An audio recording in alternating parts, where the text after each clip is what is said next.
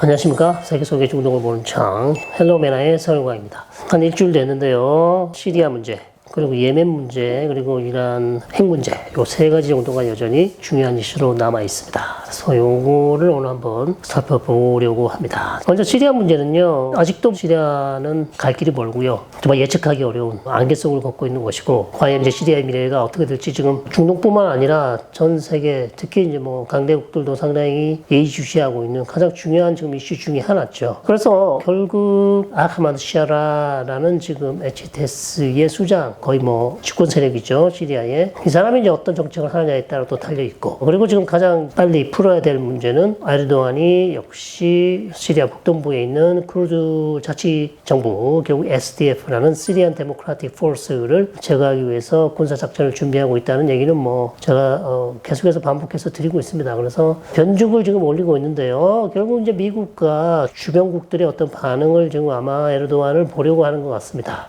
그래서 결국 에르도안의 목적, 이번 HTS를 계속 지원해서 아사드를 결국 몰락시킨 배후에는 에르도안이 있다고 제가 설명드렸고, 처음부터 이 반군을 지원해서 공격을 하려고 했던, 즉 아사드를 위협하려고 했던 가장 큰 이유 중에 하나는 결국 자국 내에 있는 쿠르드족이 SDF를 본받아서, 아니면 고무되어서, 아니면 SDF와 함께 분리독립운동을 계속해서 이어나간다면 이것은 튀르키예 정부에 상당히 큰 위협이 되고, 튀르키예라는 국가에, 그리고 에르도안 자신 정치적 생명에도 상당히 큰 위협이 될 수 있다. 그렇기 때문에 튀르키예 남부 쪽에 있는 SDF를 제거를 하든지, 최근에 뭐 뉴스 보도에 나왔습니다. 만약에 무기를 버리지 않고 전쟁을 이어간다면 우리는 묻어버릴 것이다. 에르도안이 그런 얘기를 했다고 합니다. 그래서 결국 무기를 버리고 투항하지 않으면 에르도안은 계속해서 SDF 쪽을 공격할 것 같고요. 그래서 최종 목표는 아마도 HTS 밑에 SDF가 지금 현 집권 세력의 하나의 예하에 있는 부대, 군으로 그냥 편입시키는 것.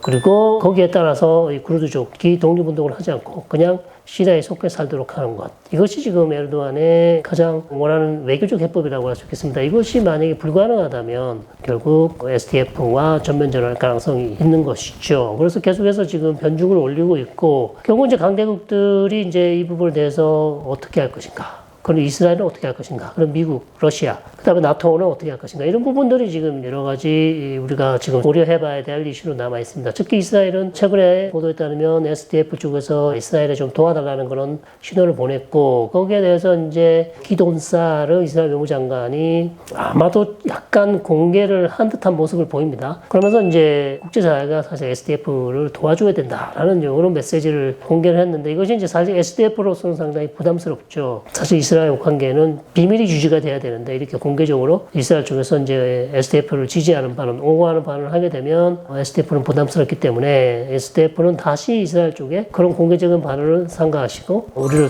도와줄 수 있으면 빨리 비밀리에, 은밀히, 그리고 긴급하게 도와달라라는 그런 두 번째 메시지를 보냈다고 합니다. 그래서 아마도 이스라엘 쪽에서는 SDF 문제를 놓고 심각한 고민을 하고 있는 것으로 보이고, 도와줄 가능성도 있어 보입니다. 그래서 결국 이것이 이제 이스라엘 국가에게 어떻게 부합이 될 것인가, 그렇게 이제 판단을 할 것이고요. 이스라엘은 또 터키예와 이미 여러 가지 협의를 하고 있는 것으로 그렇게 보입니다. 물론 터키예와 이스라엘 간에 이제 여러 가지 어려운 외교적인 문제가 있죠. 왜냐하면 에르도안이 계속해서 하마스를 지지하고 있고, 하마스 지도자들이 이스탄불에서 살 수 있도록 여러 가지 이제 시설들을 편의를 제공해주고 있고, 실제로 이슬람 세력을 지지하고 있지 않습니까? 이런 부분이 이스라엘로서는 상당히 불쾌한 것이고, 그럼에도 불구하고 이스라엘은 또 튀르키예와 시리아 문제를 놓고 계속해서 비밀리에 대화를 하고 있을 가능성이 상당히 높습니다. 이스라엘이 튀르키예와의 채널을 먼저 버릴 이유는 하나도 없죠. 왜냐하면 튀르키예가 너무나 중요한 국가이기 때문에 계속해서 유지하고 있는 비밀 채널을 통해서 시리아 관련해서도 협의와 조율, 다양한 일들을 하고 있다고 그렇게 이제 판단이 되는 것이죠. 그래서 쿠르드족 문제가 지금 가장 큰 문제고, 러시아 역시도 이제 계속해서 반군을 통해서 자신들의 항구, 그 다음에 공군기지를 유지하려고 노력을 할 것이고요. 흐메이민 공군기지, 그 다음에 지중해에 있는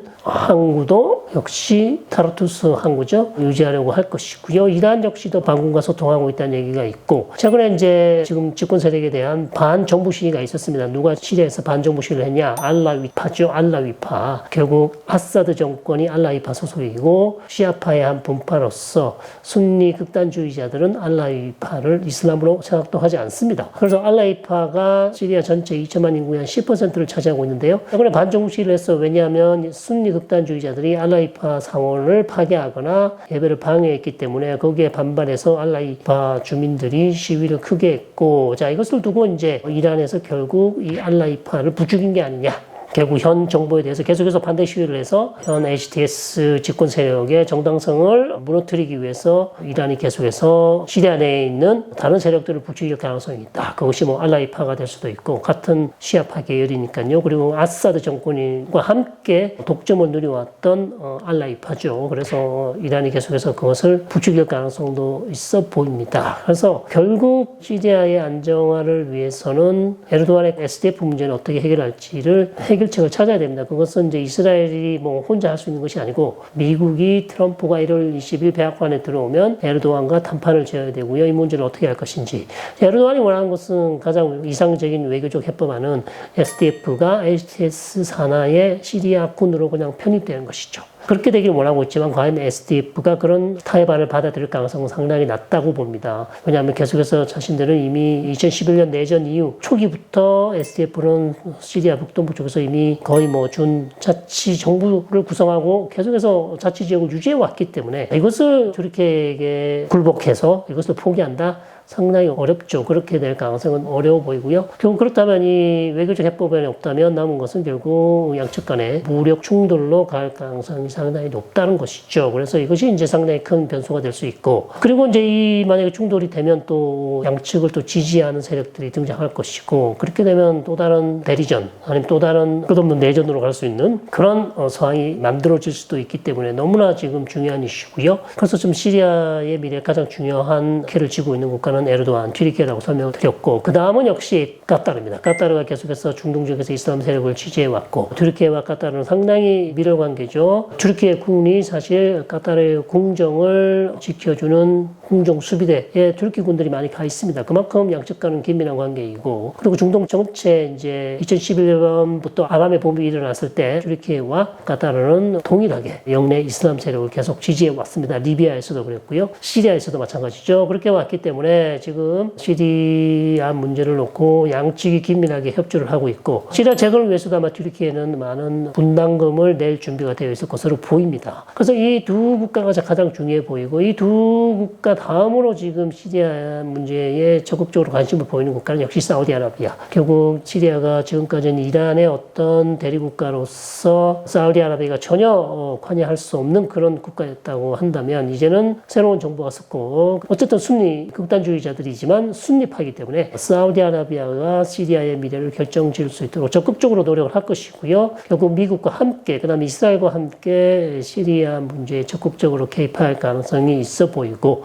역시 시리아 재건에도 MBS가 적극적으로 개입을 하려고 할 것입니다. 그래서 결국 시리아 문제는 1월 20일 트럼프가 백악관에 입성한 후에 과연 미국이 시리아 문제에 어떤 태도를 보일 것인가, 적극적으로 개입해서 외교적으로 개입해서 시리아 안정화로 갈 것인지, 아니면 에르도안이 SDF를 공격하게 그냥 방치해둬서 결국 SDF와 에르도안 간의 어떤 내전 양상으로 가도록 그냥 방치할 것인지, 거기에 따라서 지금 사실 시리아의 미래가 달려있고요. 그 다음에 SDF 쪽에서 이스라엘 도와주려고 했던 점, 거기에 이제 이스라엘이 도와주게 되면 또 다른 양상으로 바뀔 수가 있는 것이죠. 그리고 이제 예멘 문제가 있는데요. 이스라엘이 4번째 예멘을 공습을 했고요. 항만, 항구, 그 다음에 공항 시설부터 해서 중요한 군사 시설 이런 것들을 지금 이스라엘이 계속해서 공습을 했습니다. 이번에 4번째고요. 결국 이스라엘은 이미 후티 세력을 완전히 제거하기는 어렵다. 더군다나 혼자서는 절대 안 된다. 그렇게 판단을 했고요. 미국과 영국이 계속해서 예멘의 후티 세력을 공격하고 있지 않습니까? 그래서 미국과 함께 계속해서 후티와의 소모전, 장기전으로 갈 가능성이 높아졌고요. 그래서 이번 한 번 공격으로 끝나는 게 아니라 추가적인 공격이 계속 나올 것 같고, 그 다음에 이스라엘 쪽에서 하는 얘기는 이제 후티의 지도부를 괴멸시키겠다라는 그런 얘기를 하고 있어요. 하마스와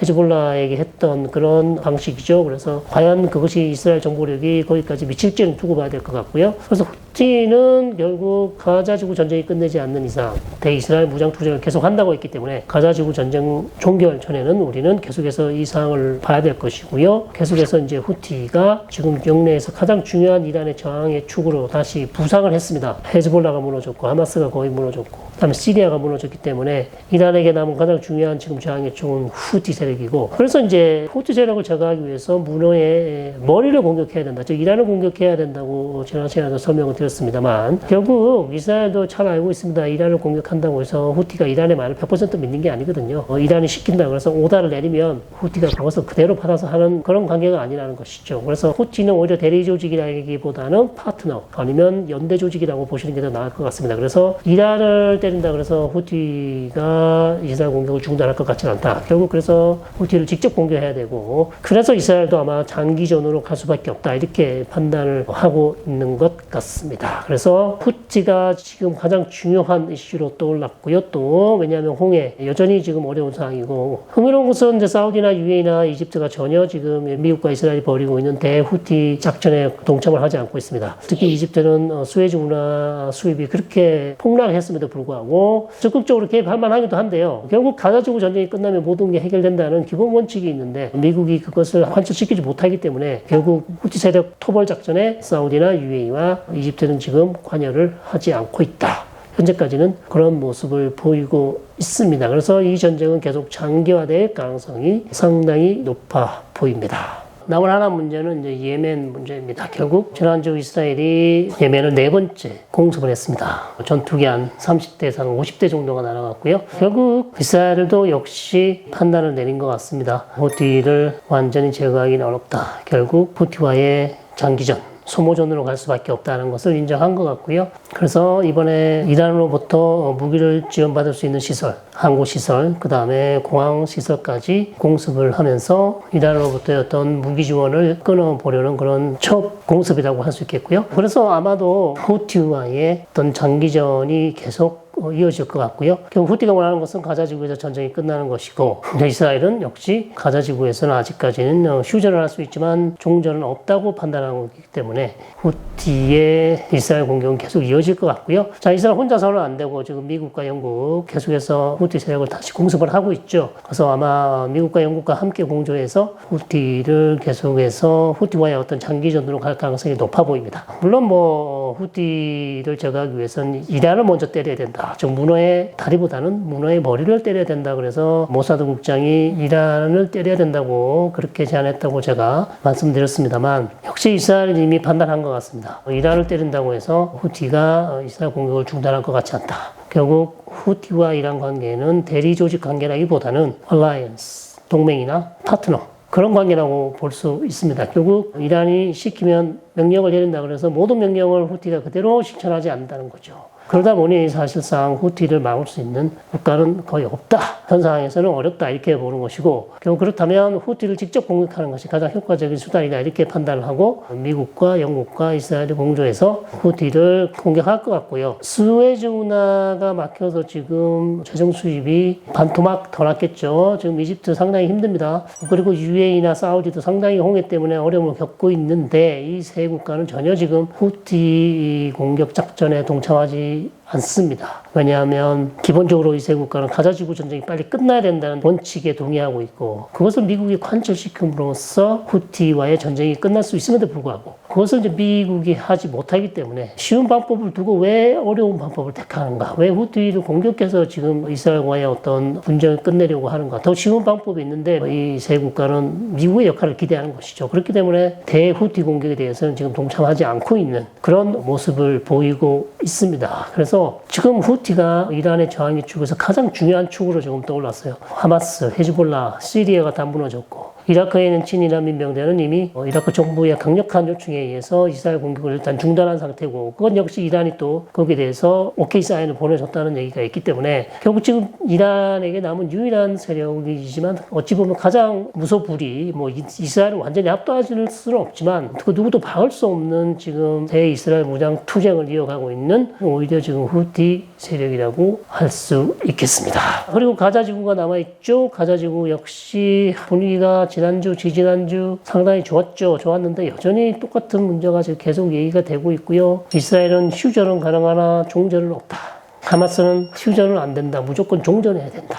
이 의견차가 좁혀지지 않고 있고, 자, 1월 20일 내에 트럼프는 전쟁이 끝나기를 바라고 있고, 과연 나타냐후는 본인의 주장을 좀 양보를 해서 본인의 주장을 폐기하고 주장을 물려서 하마스와의 어떤 인지석방에 들어갈 것인지, 그리고 뭐 지금도 또 다른 문제는 이제 누구를 석방하며 얼마나 석방할 것인가, 이걸 가지고 또 숫자를 놓고 또 양측 간의 의견이 있다고 합니다. 그래서 이 부분도 또 해결이 돼야 되고요. 첩첩산중입니다. 그러나 1월 20일까지 만약에 해결될 수 있다면 트럼프에게는 상당히 큰 도움이 되겠죠. 이스라엘 역시 이란 문제 해결하기 위해서는 트럼프의 도움이 필요하기 때문에 적극적으로 나타냐후가 막판에 협상 타결 가능성을 노릴 수도 있다. 그러나 한 번에 다 타결되는 건 아니라고 설명드렸습니다. 단계적인 타결이다. 그래서 일부 이제 풀어내고 두 번째, 세 번째 가야 되는데 과연 그것이 가능할까? 그것도 또 의문이기도 합니다. 그리고 헤즈볼라 관계, 지금 최근에 이스라엘이 또 헤즈볼라 무기 시설 아마 공격을 한 것 같고요. 헤즈볼라가 계속해서 재무장화를 하려고 하는 것 같습니다. 거기서 분위기가 심상치 않고요. 결국 60일 내에 이스라엘 레바논에서 완전히 철수하기로 합의를 했는데 아마도 60일이 지나도 이스라엘이 레바논에서 완전히 철수하지 않을 가능성도 있다. 그렇게 말씀을 드릴 수 있겠고요.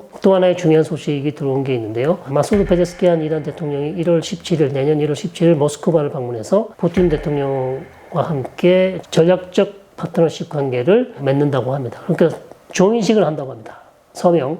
그래서 양국가 간의 전략적 동반자 관계가 아마 만들어질 것 같고요. 1월 17일 페제스키안 대통령이 모스크바를 방문해서 서명을 할 것 같다는 보도가 났고요. 상당히 지금 중동 지역 전체뿐만 아니라 국제 정세에 중요한 문제이죠. 왜냐하면 우크라이나 전쟁 이후 이란이 계속해서 탄도미사일이나 드론, 샤헤드 드론 같은 것을 러시아에 제공해줬고, 러시아가 우크라이나 전쟁에서 이란의 무기를 계속 써왔고요. 드론을 했을 뿐만 아니라 모스크바 근처 이란의 드론 시설 생산 공장도 같이 운영하고 있는 것으로 최근 CNN 보도도 났습니다. 그래서 상당히 러시아의 전략적으로 중요한 동맹국으로 지금 이란이 떠올랐는데 이제 전략적 동반자 관계까지 지금 합의를 맺는 것이고, 자, 그렇다면 이란은 계속해서 탄도미사일이나 드론이나 기타 여러 가지 러시아가 필요한 것들을 제공할 수 있는데 이 이란이 러시아로부터 받을 수 있는 건 뭐가 있을까요? 수호이 35기, 수호이 35 전투기 이미 받아서 지금 이란 조종사들이 훈련을 하고 있죠. 그래서 여기에 대해서도 아마 수호이 35기 전투기를 더 공급받을 가능성이 있고, 그 다음에 이란의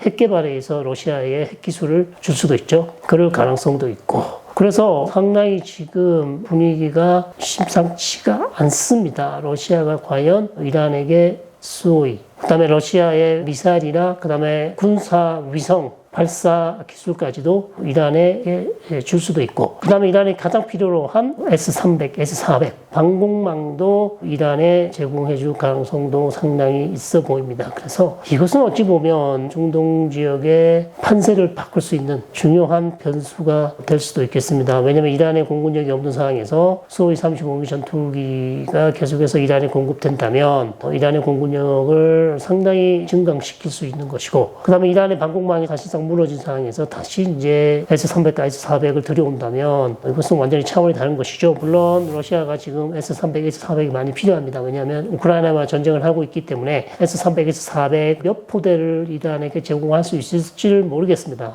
아직 정확하게 확인된 바가 없기 때문에. 그러나 1월 17일 아마 양측 간에 이제 조인식을 하고 서명을 하게 되면 구체적인 사항들이 나오겠죠. 거기에다가 이란이 이제 러시아의 어떤 발전된 핵기술 이런 것까지 이제 제공을 받는다면 게임 체인저가 될 가능성도 있다. 그것도 트럼프가 백악관 입성하기 3일 전에 1월 22일 입성한 1월 17일 날 지금 모스크바를 방문하기로 그렇게 예정이 돼 있다고 합니다. 그래서 상당히 미국과 이스라엘에게는 이제 우려스러운 일이고, 그래서 결국 러시아와 이란과 북한과 이 세 국가가 똘똘 뭉치는 그런 계기를 만들어주지 않을까. 그럴 가능성이 상당히 높고 우리한테도 상당히 던져주는 시사점이 많을 것으로 그렇게 보입니다. 그래서 이 부분 추가적으로 보도가 더 나오면요 또 전해드리도록 하겠습니다. 자, 긴 시간 시청해주신 여러분 감사드리고요. 세계 속의 중독을 보는 장 헬로우 메나 꼭 찾아주시고 적극적으로 많이 오셔서 봐주시길 바랍니다. 감사드립니다.